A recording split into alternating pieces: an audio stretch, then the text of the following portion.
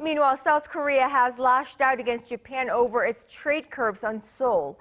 It accused Tokyo of diplomatic retaliation during a highly charged WTO General Council meeting on Wednesday in Geneva. However, Japan criticized Seoul's complaints, claiming its export restrictions are purely for national security purposes. Our Hyo-sun tells us more. Amid rising trade tensions between South Korea and Japan, Seoul has called upon Tokyo to start the dialogue process. Addressing the General Council of the WTO on Wednesday, Seung-ho, South Korea's deputy trade minister, slammed Japan's export curbs, calling them a, quote, diplomatic retaliation. Kim also laid out how Tokyo's restrictions will have a negative impact on other countries as well as individual consumers. Instead of elaborating based on specific legal evidence, his remarks appear to be aimed at pressuring Tokyo to come to the table for talks.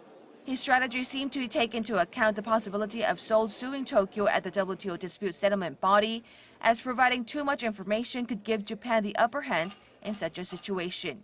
After the meeting, Kim told reporters he offered to hold high-level bilateral talks, but Tokyo rejected the offer. Japanese ambassador evaded to give us concrete answer. So I ask again to respond my proposed offer, but he flatly turned down without giving me any plausible reasons. During the closed-door meeting, Japan rejected Seoul's complaints, claiming Tokyo's moves were necessary for national security purposes. But I just emphasized that the measure taken by Japan is not a trade embargo. It's not a countermeasure against any trade-related issue.